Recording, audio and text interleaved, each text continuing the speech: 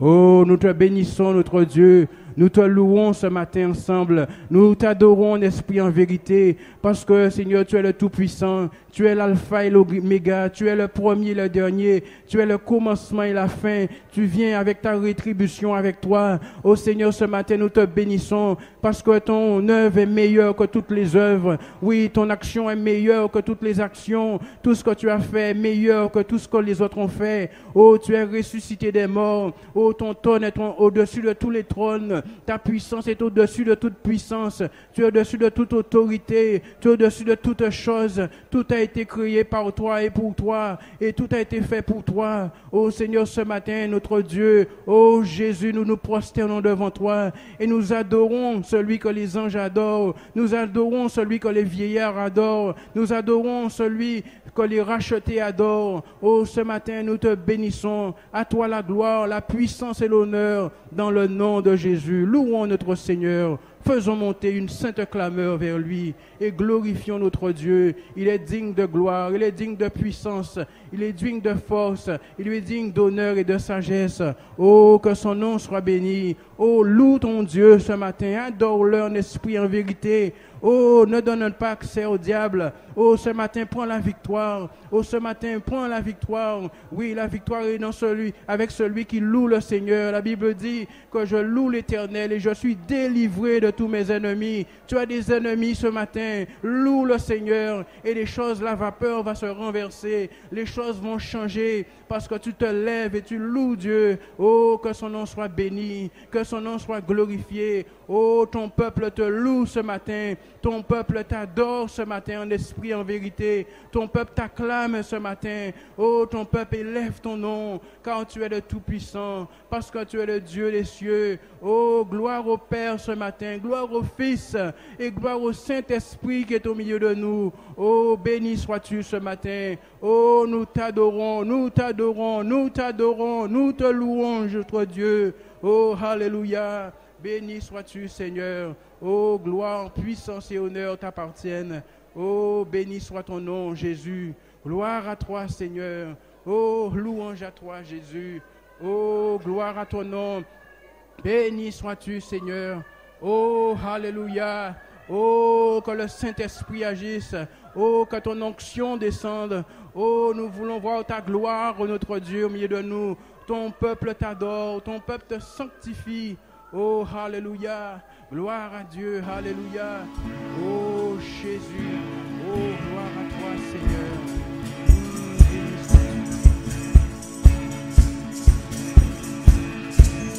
Béni soit ton nom. Dans le lieu de bénédiction, où s'écoule ta provision. Béni soit ton nom.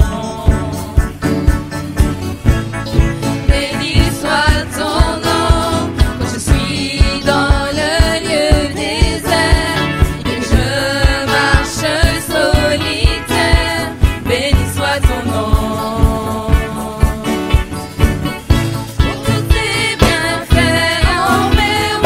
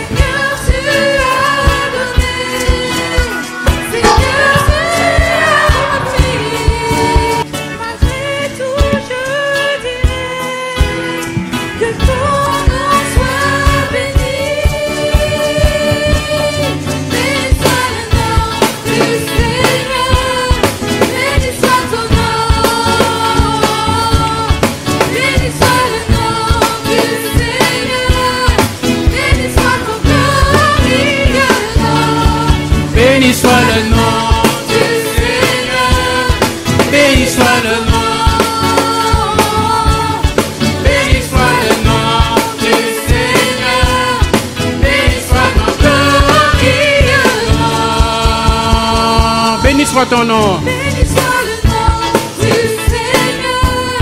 Béni soit ton nom. Béni soit le nom du Seigneur. Béni soit ton glorieux nom.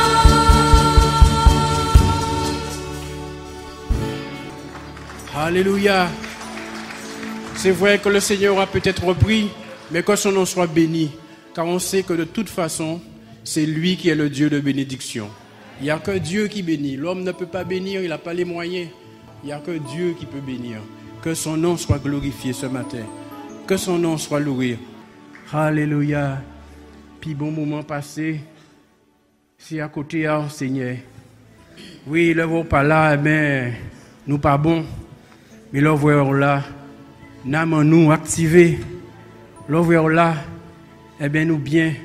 Nous ni tout ça qu'il faut nous. L'âme en nous, corps en nous, esprit en nous, tout être en nous, rempli de vous. Puis bon moment passé.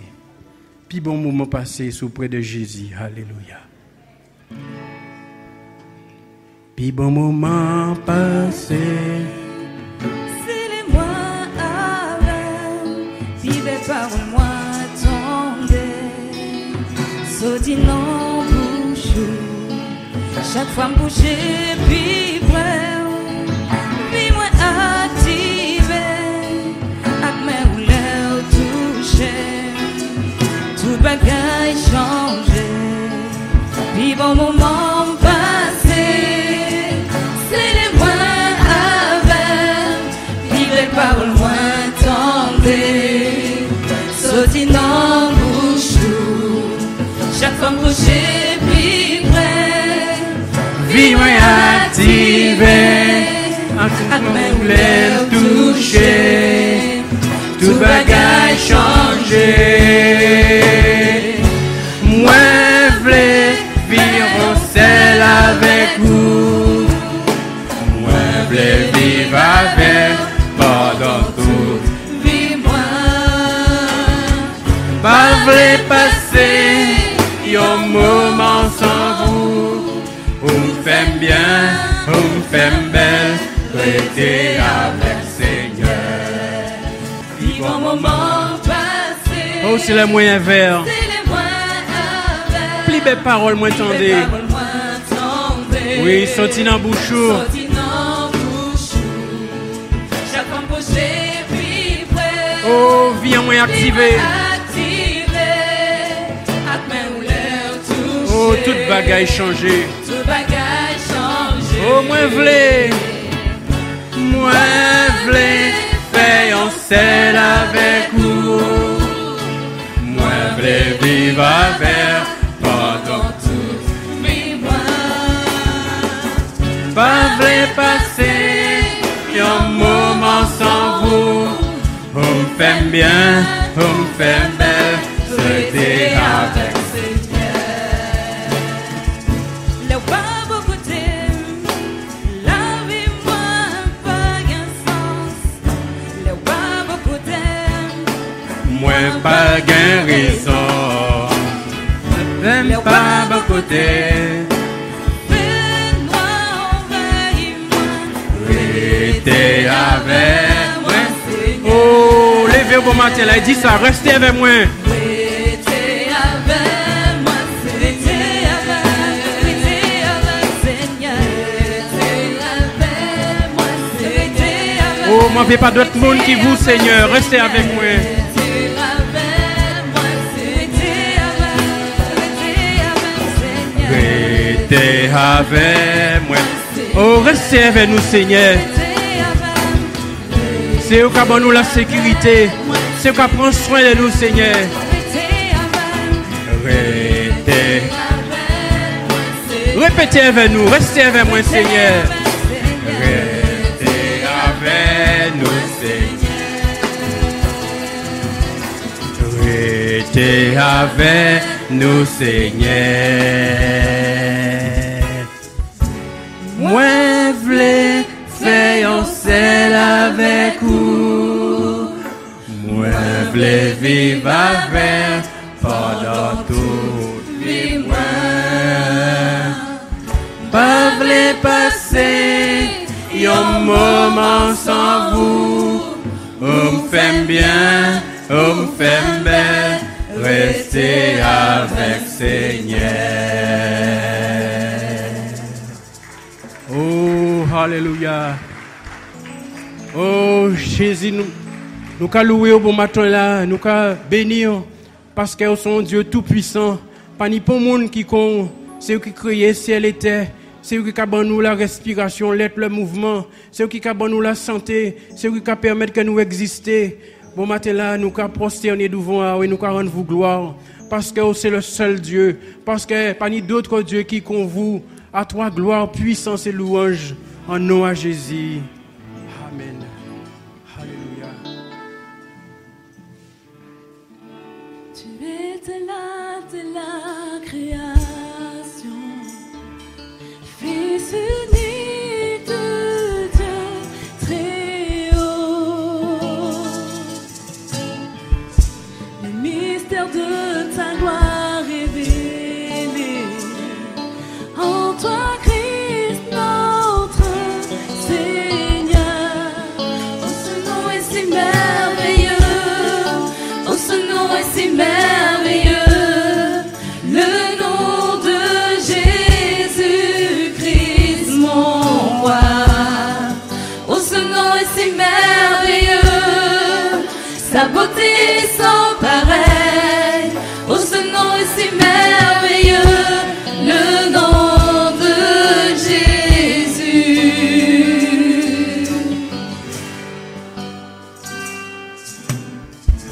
Tu n'as pas voulu les cieux sans nous. Alors Jésus, tu es venu. Ton amour a vaincu mon péché. Rien ne peut nous séparer. Oh, ce nom est si glorieux. Oh, ce nom est si glorieux. Le nom de Jésus-Christ mon roi. Oh, ce nom est si glorieux, sa beauté sans pareil. Oh, ce nom est si glorieux, le nom de Jésus. La terre a tremblé, le voile s'est déchiré, désarmant la mort et le péché. Les cieux chantent ta gloire, l'écho de ta victoire, car tu es le roi ressuscité.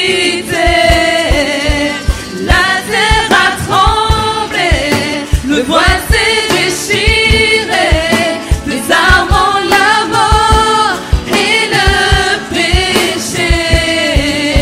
Les cieux chantent ta gloire, l'écho de ta victoire, car tu es le roi ressuscité.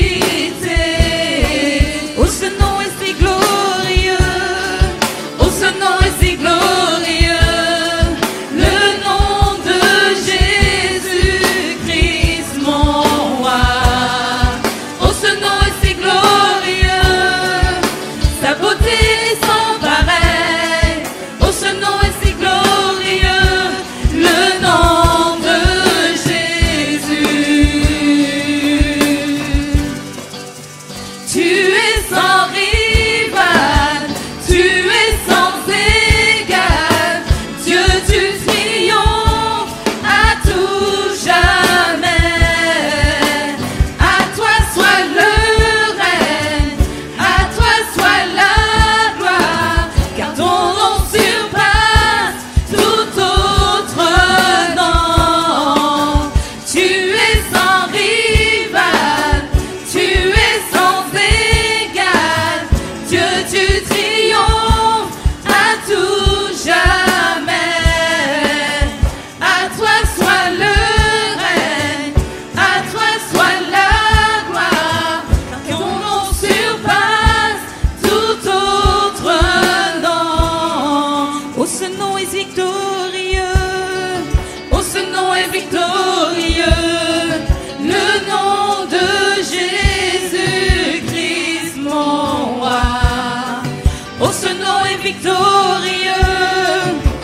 puissance est sans pareil. Oh, ce nom est victorieux, le nom de Jésus. Oh, ce nom est victorieux, oh, ce nom est victorieux, le nom de Jésus-Christ, mon roi. Oh, ce nom est victorieux, sa puissance est sans pareil. Oh, ce nom est victorieux, le nom de Jésus.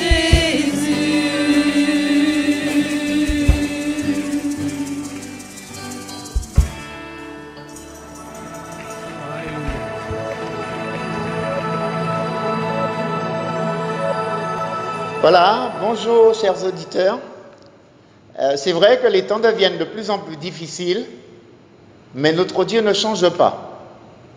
Ce matin, je vous parlerai de son objectif de nous aider à croître. Et nous devons chacun être sensibilisés sur le fait que notre croissance doit nous préoccuper.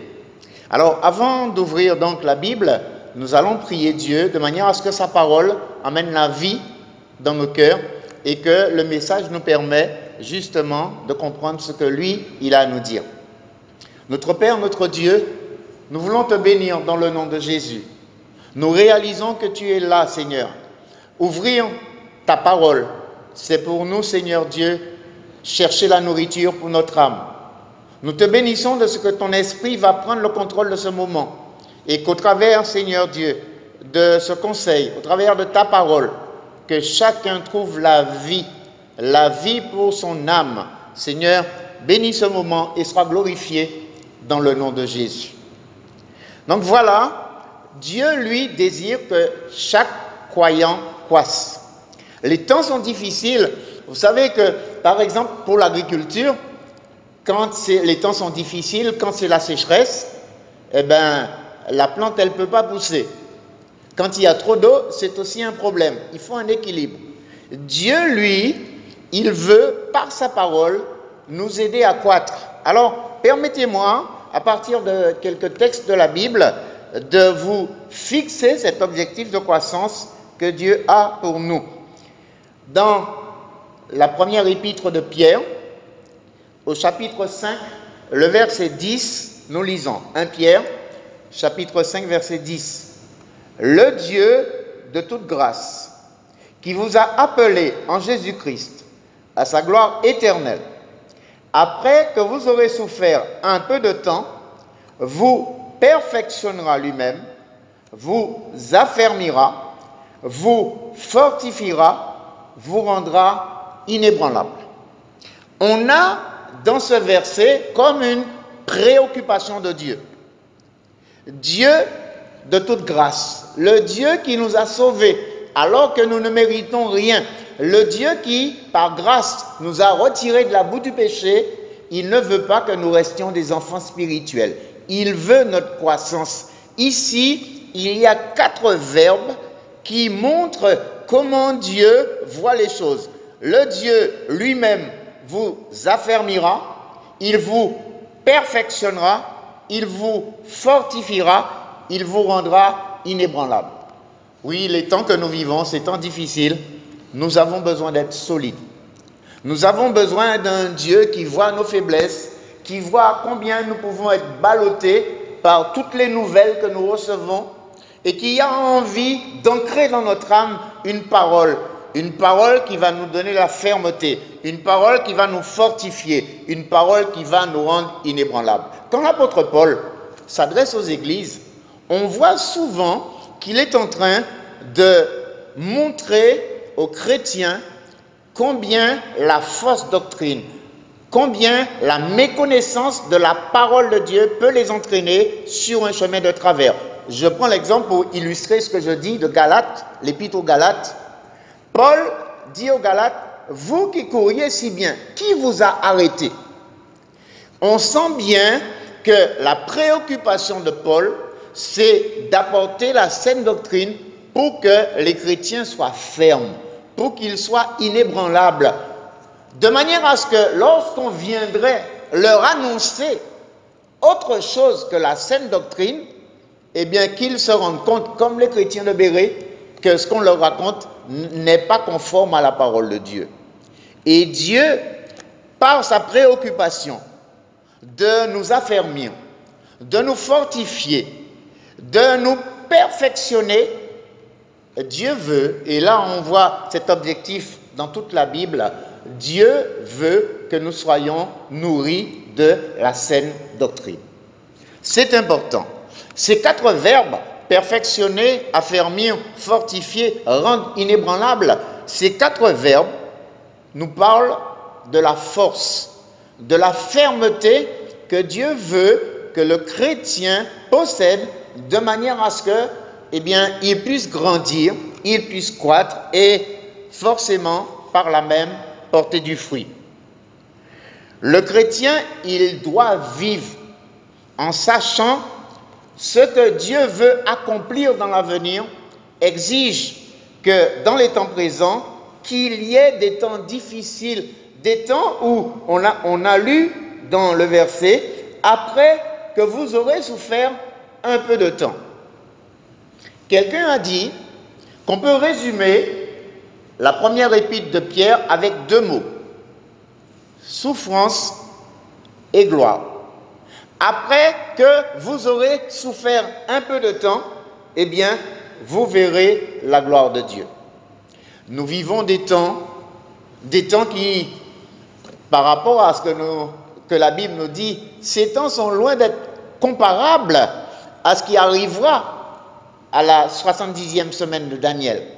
Mais on voit bien que le monde est ébranlé. On voit que les nouvelles que nous avons maintenant, ces nouvelles-là sont tellement préoccupantes que pratiquement tous les pays sont concernés. Et chaque personne, que ce soit sur le plan économique, sur le plan social, sur le plan de sa santé, on voit il y a dans chaque pays, au niveau de chaque individu, un questionnement.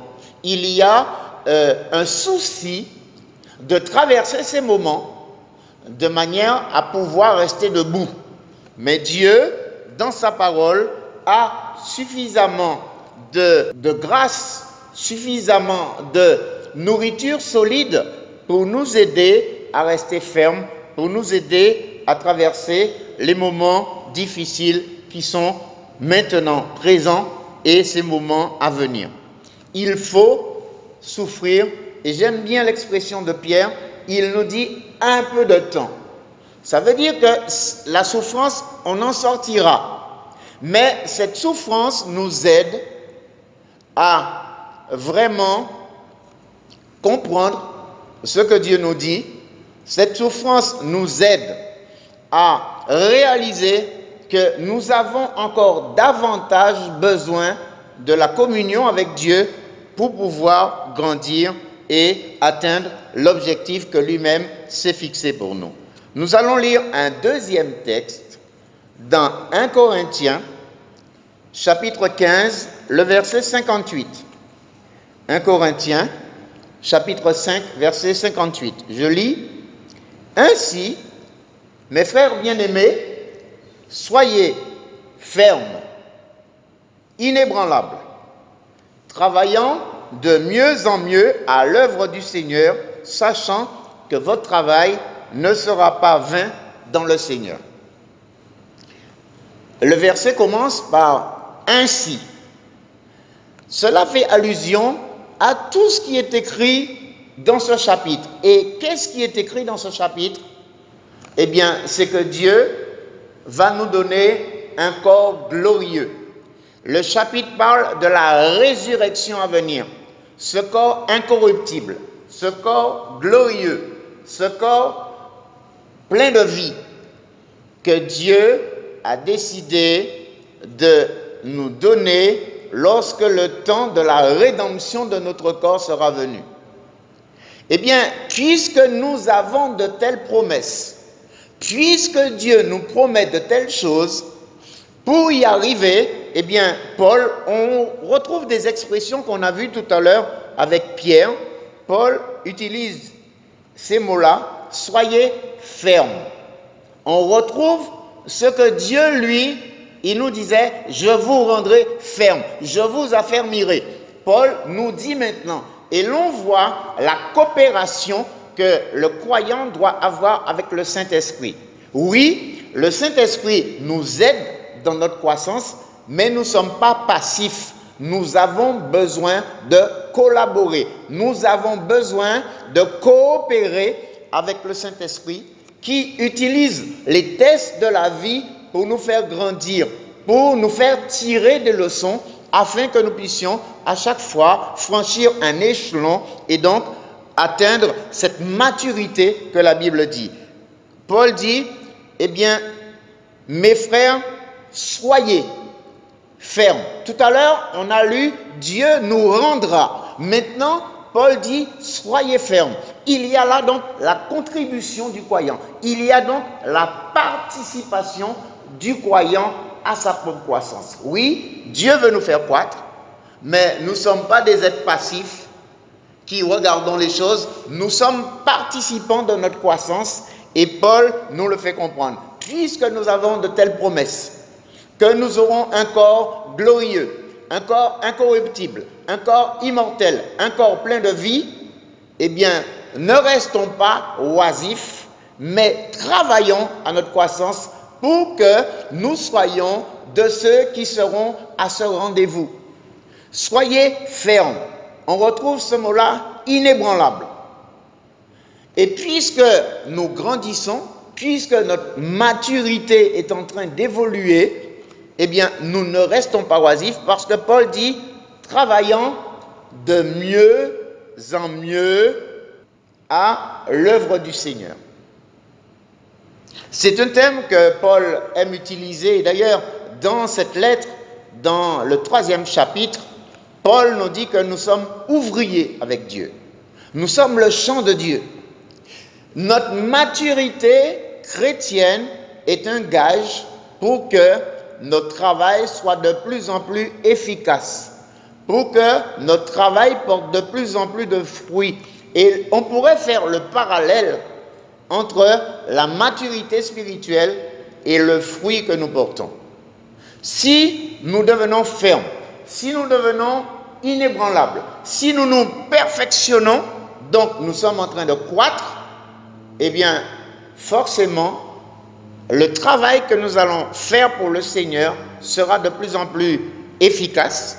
Ce travail-là apportera de plus en plus de fruits. Et comme dit Jésus dans l'évangile de Jean au chapitre 15, c'est ainsi que mon Père sera glorifié parce que vous porterez du fruit et du fruit qui demeure.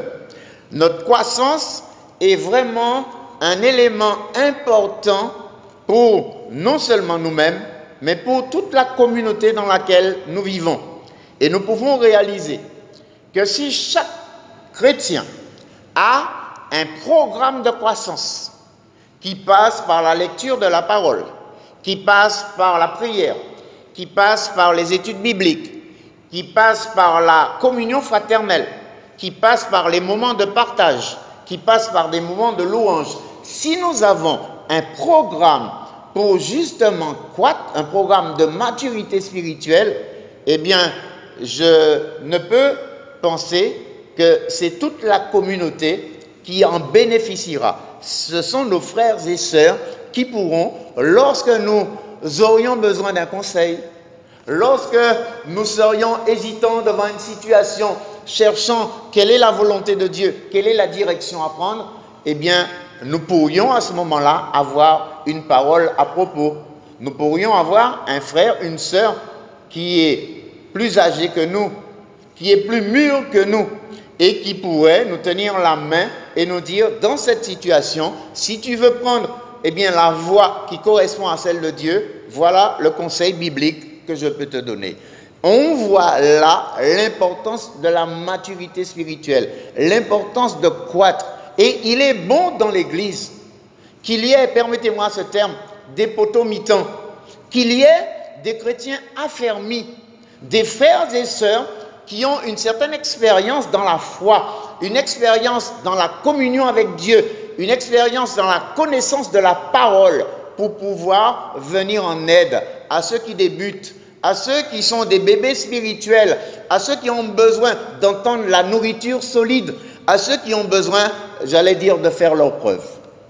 Que Dieu nous aide à comprendre que oui, la croissance spirituelle, la maturité spirituelle est un objectif que Dieu veut pour que les chrétiens puissent être dans l'Église.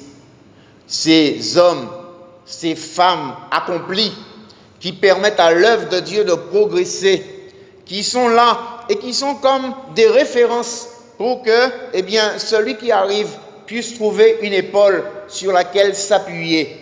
Que Dieu nous aide à comprendre cet objectif.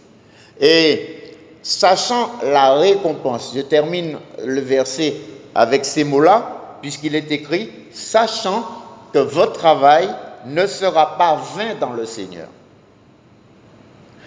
Dieu aurait pu nous dire, je t'ai sauvé, je t'ai sorti de la boue du péché, je t'ai pardonné, je te bénis, c'est suffisant.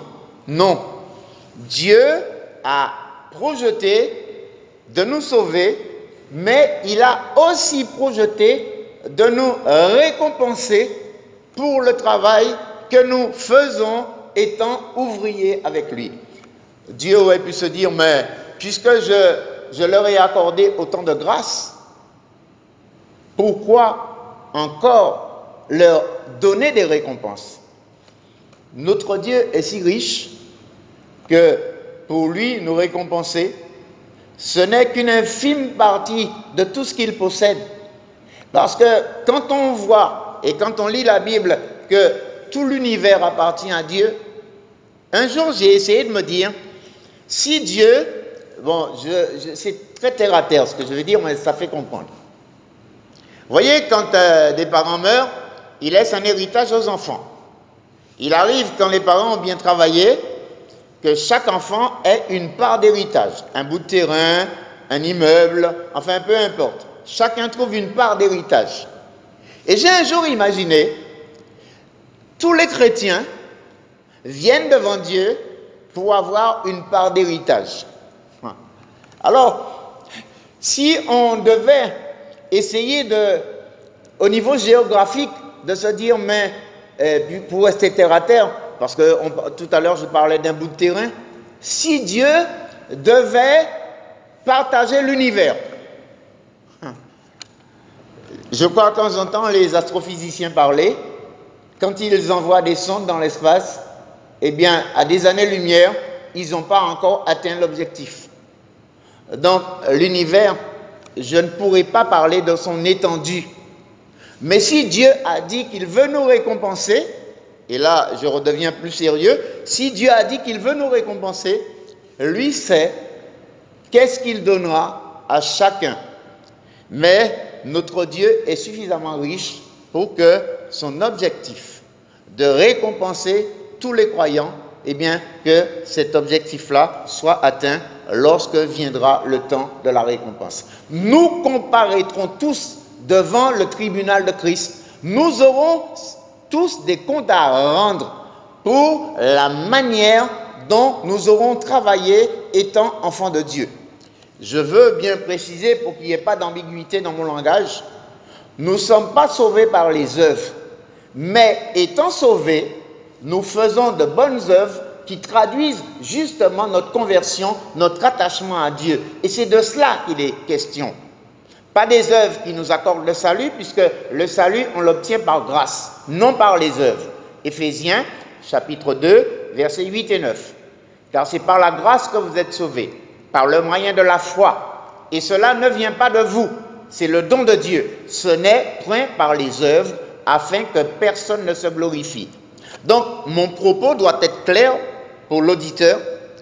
Il n'est pas question de faire des œuvres pour dire à Dieu, j'ai fait, alors je dois être sauvé. Mais étant sauvé par grâce, ton cœur est appliqué à faire de bonnes œuvres, des œuvres de justice pour glorifier celui qui t'a sauvé alors que tu n'avais aucun mérite devant lui. Et c'est de ce travail-là qu'il est question, de ces œuvres-là étant sauvées que chaque croyant va faire. Dieu a promis de nous récompenser. Sachant que votre travail ne sera pas vain dans le Seigneur. Dieu a donc prévu de nous récompenser et cela doit motiver le chrétien. Il doit être zélé, il doit être un serviteur qui plaît à son maître. Dans la Bible, nous avons beaucoup de paraboles sur les ouvriers. Nous en avons qui avaient reçu plusieurs talents et qui les a fait fructifier. Et celui qui n'avait reçu qu'un talent, eh bien lui a caché le talent dans la terre et a remis simplement le talent à son maître. Et nous savons ce que le maître lui a répondu. Dieu s'attend, avec les talents qu'il nous donne, à ce que nous puissions justement faire fructifier ces talents de manière à le glorifier. Concrètement, qu'est-ce que ça veut dire? Quelqu'un peut avoir reçu un talent dans le chant, d'autres dans le monitorat, un autre dans la conduite du cours de baptême. Et on peut multiplier comme ça les exemples. Ce que Dieu veut, c'est que le talent qu'il nous a donné, nous puissions le mettre au service des autres. Ce qu'on demande d'un bon dispensateur, c'est qu'il soit trouvé fidèle. C'est-à-dire que, puisque Dieu nous a donné des talents, nous devons être des économes. Nous devons utiliser ces talents pour porter du fruit et glorifier le Maître. Et cela, c'est important parce que la Bible nous enseigne que Dieu nous récompensera. Dieu tient plusieurs livres. Le livre de vie, on a coutume de dire que quand on est sauvé, Dieu inscrit notre nom dans le livre de vie. Mais la Bible nous parle, notamment pour citer que ce livre-là, l'Apocalypse, Dieu va ouvrir le livre des œuvres. Et la Bible nous dit que nous serons jugés selon nos œuvres. Nous serons récompensés en fonction de ce que nous aurons fait. Quand on lit l'épître aux Corinthiens, il est parlé à plusieurs reprises des œuvres que nous faisons. Et Jésus n'a pas arrêté de nous dire dans Jean chapitre 15 que le sarment doit rester attaché au cep pour nous montrer la communion que le croyant doit avoir avec son Sauveur afin que la vie de Christ descende en nous et que cette vie-là nous emmène à porter du fruit et comme a dit Jésus, du fruit qui demeure, qui glorifie le Père. C'est, j'allais dire, une conséquence de la maturité chrétienne, de la croissance chrétienne. On ne peut pas croître et ne pas porter du fruit. Vous voyez, quand on plante un arbre, on l'arrose, on prend le temps à chaque fois d'arracher les mauvaises herbes, on fait en sorte que l'arbre puisse grandir parce qu'on se dit un jour, cet arbre va fleurir, les fleurs vont se transformer en fruits et on espère manger de ces fruits-là. Alors, si je parlais de la même manière de Dieu, en faisant ce parallèle pour me faire comprendre, je dirais que Dieu veut nous voir croître pour que nous puissions porter du fruit et que son nom soit glorifié. Le troisième donc, texte, on a déjà eu deux, le troisième, c'est dans 1 Pierre, chapitre 4, versets 1 et 2. 1 Pierre, chapitre 4, versets 1 et 2. Ainsi donc, Christ ayant souffert dans la chair, vous aussi armez-vous de la même pensée. Car celui qui a souffert dans la chair en a fini avec le péché, afin de vivre, non plus selon les convoitises des hommes, mais selon la volonté de Dieu, pendant le temps qui lui reste à vivre dans la chair. Nous réalisons, au travers de ce passage, que Paul veut centrer notre attention sur le Christ, pour nous montrer que notre cas n'est pas un cas isolé. Quand on dit qu'on est un disciple, eh bien, si on est un disciple, on doit regarder au maître. Et j'aime bien les apôtres, dans leurs épîtres, dans leurs écrits, la référence, c'est le Christ. Et là aussi pour nous, la référence, c'est le Christ. Donc, Pierre va fixer les yeux sur le Christ. Christ ayant souffert dans la chair. Alors là, je vois souvent des fois, nous pleurons, nous gémissons et nous trouvons que nos souffrances sont vraiment terribles. Mais quand on analyse la crucifixion, quand on analyse les souffrances de Christ, permettez-moi de parler très rapidement de cela, je ne pense pas que nous subissons autant d'atrocités, j'utilise ce mot-là, que le Fils de Dieu. Quand déjà on regarde ce qu'il a subi dans son corps, les coups de fouet, nous n'oublions pas que le fouet, ce sont des lanières avec au bout des pointes métalliques. Et le bourreau, quand il frappait, il aimait, quand il donnait le coup et que les lanières tombaient sur la chair, de faire un geste pour que les pointes métalliques qui sont au bout des lanières s'accrochent. Dans les psaumes, je crois qu'il est parlé du dos de Jésus, un dos qu'on a labouré. Et l'on peut comprendre ses souffrances. On peut comprendre combien son corps a été meurtri. Donc déjà, au niveau des souffrances corporelles, c'était atroce. Mais c'est beaucoup plus atroce si on met toutes les souffrances abandonnées de tous. Ça fait une souffrance morale incroyable lorsque tout le monde vous laisse tout seul. Souffrance psychologique et tout ce qu'on pourrait dire. Avoir aimé autant les hommes pour voir maintenant qu'il n'y a pas un seul qui est prêt à donner sa vie, je dis même pas donner sa vie, mais à pouvoir dire je connais cet homme. Tous l'ont renié. On parle souvent du reniement de Pierre, mais tous l'ont renié, tous l'ont abandonné. Souffrance physique, souffrance morale, souffrance psychologique. Mais une autre souffrance encore, indescriptible par moi, c'est le fait que le Père lui-même l'a abandonné, parce que lorsqu'il s'est fait pécher pour les hommes, Dieu le Père ne pouvait rester dans cette communion avec son Fils à ce moment précis où il porte les péchés de l'humanité. Et Jésus s'écrit sur la croix, mon Père, pourquoi m'as-tu abandonné? Donc, quand on ajoute la somme des souffrances, et quand on réalise comment cet homme a été jugé, qu'a-t-il fait pour mériter la mort? Le Sanhédrin l'a condamné, mais on n'a trouvé aucune preuve, aucune fraude de la bouche de cet homme.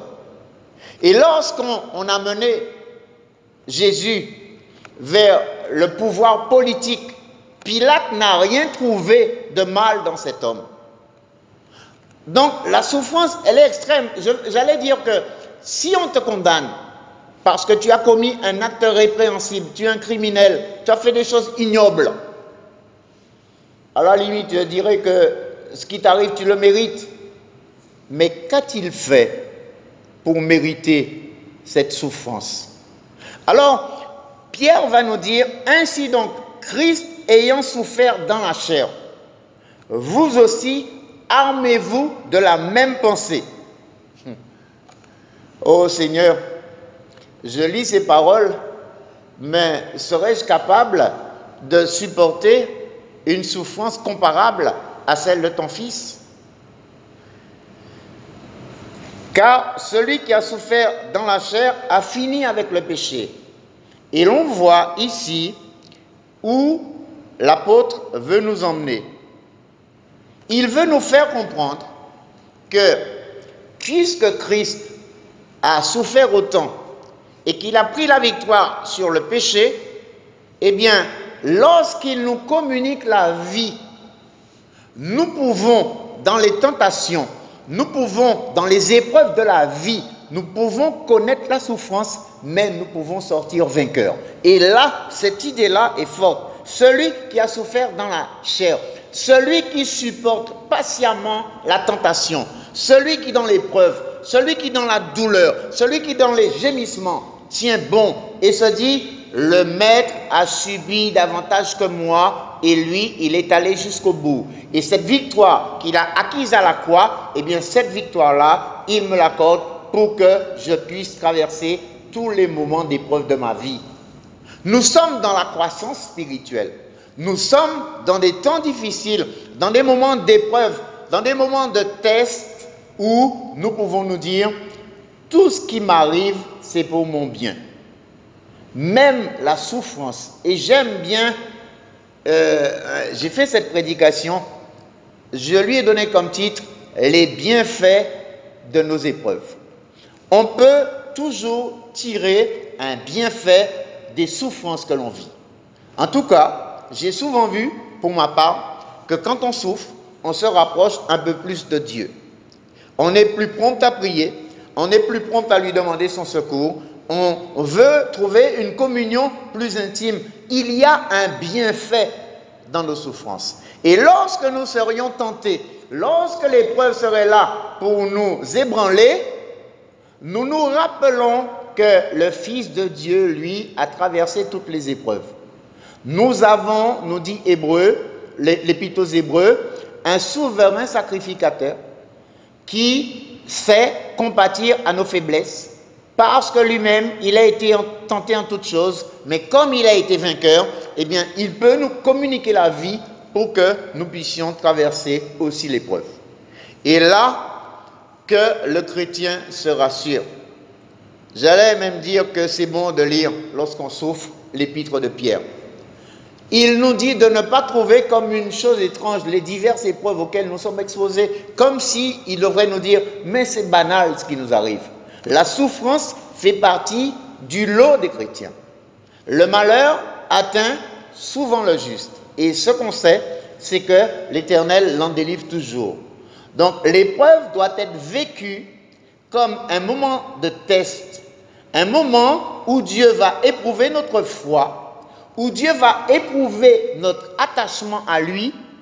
Et si nous avons les yeux fixés sur Jésus et nous mesurons ce que lui-même a souffert pour nous, eh bien, n'a-t-il pas dit ce Jésus-là, si l'on a fait ces choses au bois vert, quand sera-t-il du bois sec? N'a-t-il pas dit, vous serez haïs à cause de moi, à cause de mon nom? Eh bien, la souffrance et la mort triomphante de Christ, eh bien, doivent être pour nous comme des sujets où nous allons puiser notre force, où nous allons puiser notre persévérance, où nous allons puiser aussi l'espérance en nous disant, mais oui, ça va durer un temps, mais le Christ m'a accordé la victoire qu'il a acquise à Golgotha pour moi, donc je devrais pouvoir m'en sortir et un jour le voir dans la gloire. Il ne faut plus vivre selon les convoitises, c'est le verset 2, des hommes, mais selon la volonté de Dieu pendant le temps qu'il nous reste à vivre dans la chair. Nous avons un jour tourné le dos au péché. Nous avons pris la direction de marcher vers le Christ. Nous nous sommes convertis à Dieu, j'allais dire comme les Thessaloniciens, en abandonnant les idoles, en abandonnant tout ce qui a pris la place de Dieu dans notre vie. Mais maintenant, il s'engage un combat. Des épreuves sont là. Des tentations sont là comme pour nous dire, reviens, reviens en arrière. Reviens. Et c'est pour cela que nous devons lutter. C'est pour cela que nous devons être fermes. On a lu ces mots-là. Il faut être ferme. Il faut se perfectionner. Il faut être inébranlable. Eh bien, pourquoi? Parce que les convoitises que nous avions autrefois, ces convoitises-là veulent nous faire revenir en arrière. Et nous avons besoin vraiment de toute la persévérance. Nous avons besoin d'être dans la foi, enracinés dans la foi. Nous avons besoin de réaliser que notre Sauveur lui-même a enduré autant de souffrances. Et si c'est le chemin par lequel nous devons passer pour grandir, eh bien, que Dieu soit glorifié. N'oubliez pas ce que Romains 8 nous dit, Dieu fait concourir toutes choses bonnes pour ceux qu'il aime. Si l'épreuve est un mauvais moment, mais Dieu sait changer le mal en bien. Dieu sait nous faire retirer des victoires des moments les plus sombres de notre vie. Alors soyons sans crainte et marchons, allons vers l'avant, allons vers le Christ, marchons dans sa direction. Je terminerai avec un dernier texte dans l'épître de Jacques, au chapitre 1er, Jacques, chapitre 1er, et nous allons lire du verset 2 au verset 4. Nous sommes dans le même thème ce matin. Nous sommes dans le thème des tentations, convoitises. Vous voyez, ces mots reviennent, tentation, convoitise, épreuve. Mais face à ces mots-là, épreuve, tentation, convoitise, les mots qu'on doit placer devant, je dois être ferme, je dois être inébranlable, je dois me fortifier, je dois croître dans la connaissance de Dieu, dans la communion avec Dieu. Je dois devenir un soldat vainqueur. Je dois triompher des moments d'épreuve de ma vie. Alors, regardons ce que Jacques nous dit dans le premier chapitre, versets 2 à 4.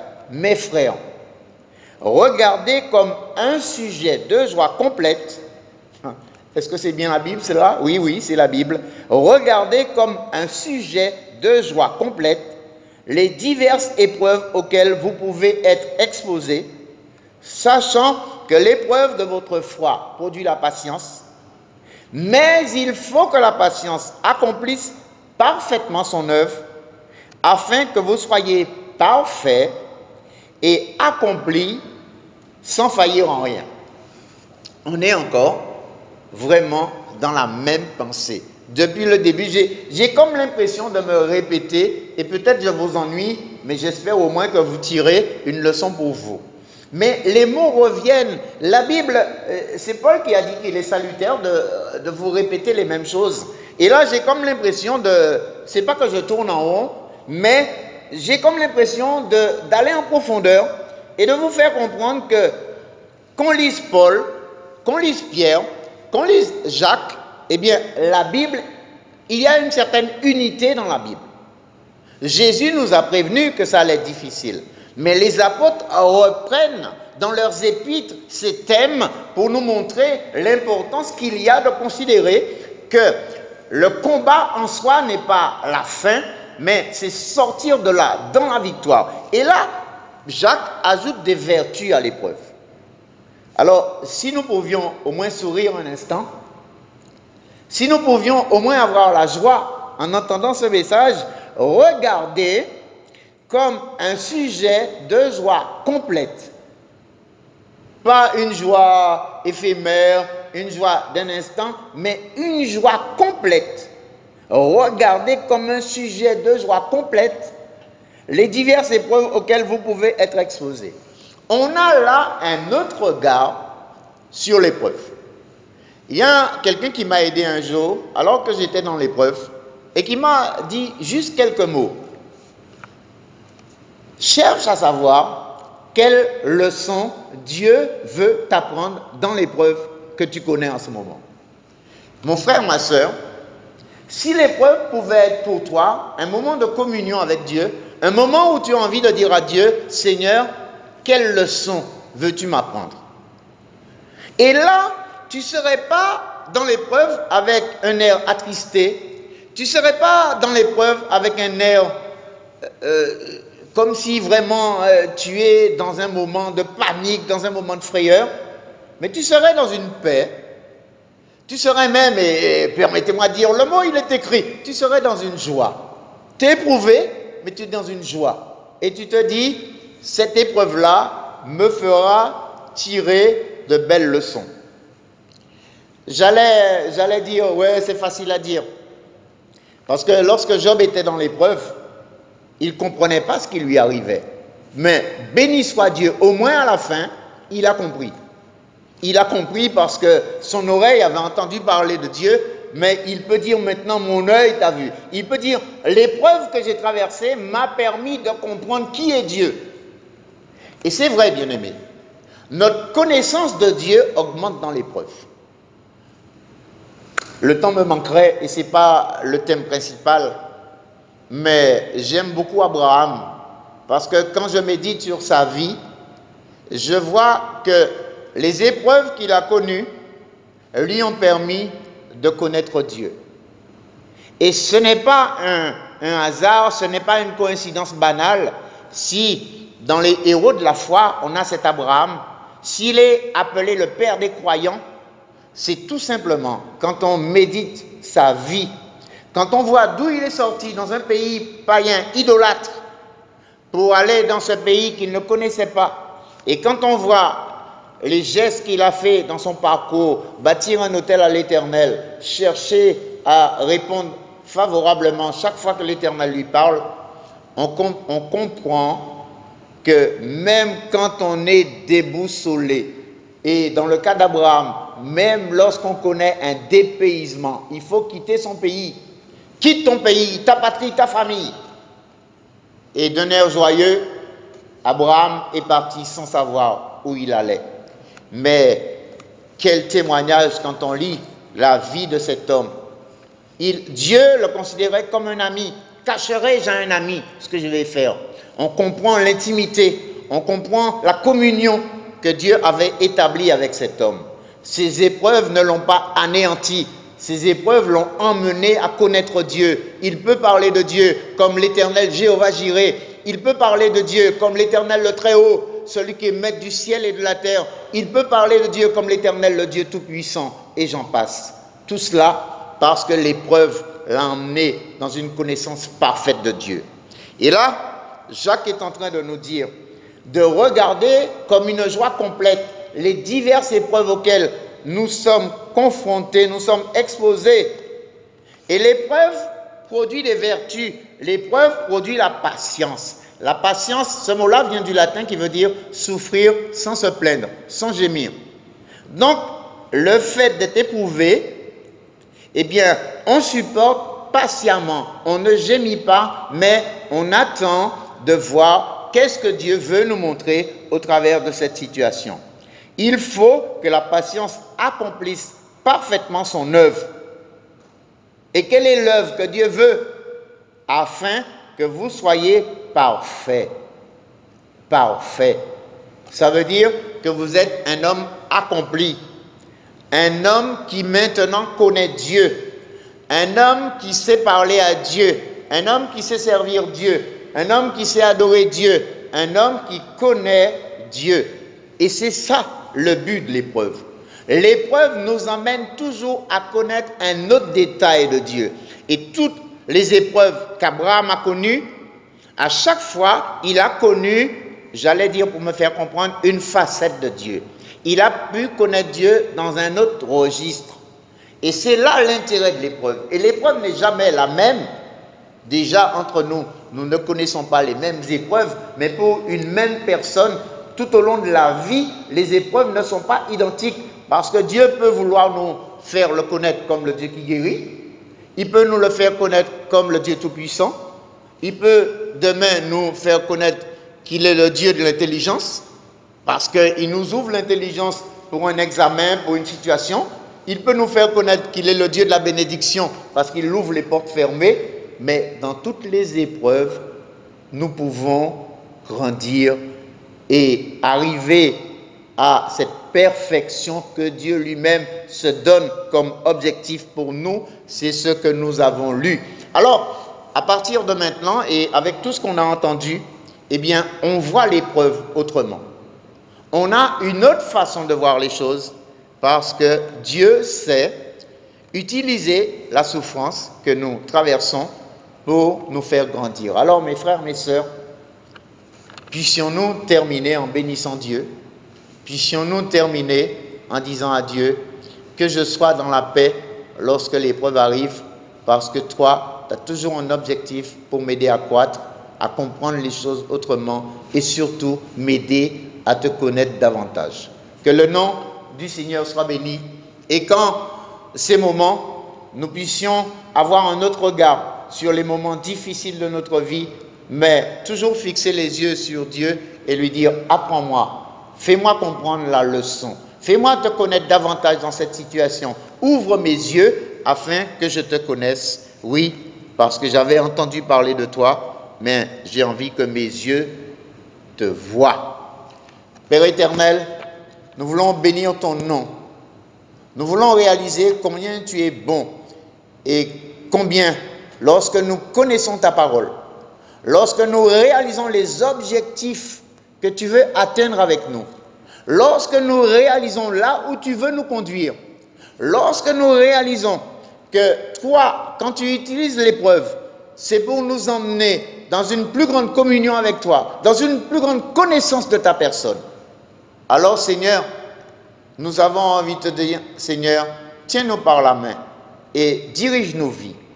Donne-nous cette assurance que tu nous connais chacun et que chaque jour de notre vie, ce que tu désires, c'est que nous puissions croître parce que nous te connaîtrons davantage et nous te servirons de mieux en mieux.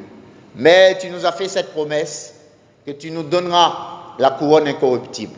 Tu nous récompenseras. Alors Seigneur, fortifie nos cœurs en cette journée. Fortifie nos cœurs dans ces temps difficiles que nous vivons, dans ces temps difficiles que notre pays traverse, que le monde traverse. Oh, nous sommes loin des difficultés que ta parole nous annonce dans les derniers temps. Mais cela est suffisant pour nous faire comprendre que dans les temps difficiles, nous devons lever les yeux vers les cieux. C'est de là que nous viendra le secours. Seigneur, fortifie-nous, affermis-nous, perfectionne-nous, rends-nous inébranlables et que, en tout temps, nous puissions te glorifier, que les temps soient bons, qu'ils soient mauvais, que de notre bouche sorte toujours la louange pour bénir ce Dieu merveilleux, ce Dieu tout-puissant, ce Dieu qui nous aime et qui chaque jour nous rappelle son amour. Merci pour ce que tu fais et que toute la gloire te revienne au nom de Jésus ton Fils. Amen. Tu étais là dès la création, Fils unique de Dieu très haut. Le mystère de ta gloire révélé en toi, Christ notre Seigneur. Oh, ce nom est si merveilleux, oh, ce nom est si merveilleux, le nom de Jésus-Christ mon roi. Oh, ce nom est si merveilleux, sa beauté est sans pareil. Oh, ce nom est si merveilleux, le nom de Jésus.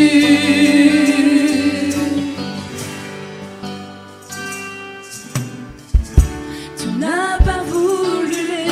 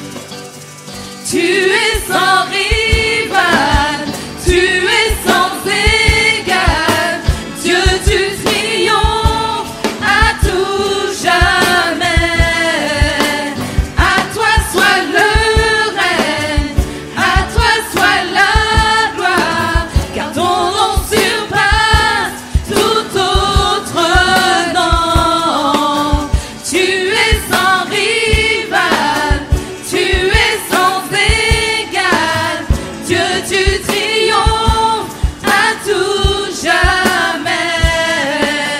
À toi soit le règne, à toi soit la gloire, car ton nom surpasse tout autre nom. Oh, ce nom est victorieux, oh, ce nom est victorieux, le nom de Jésus-Christ, mon roi.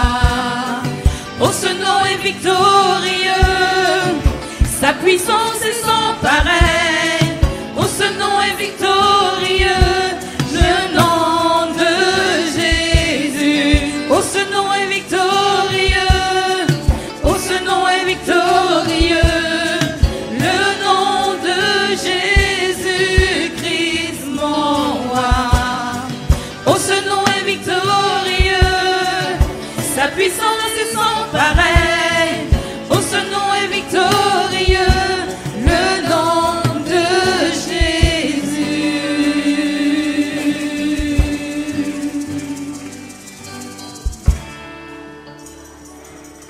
Alléluia.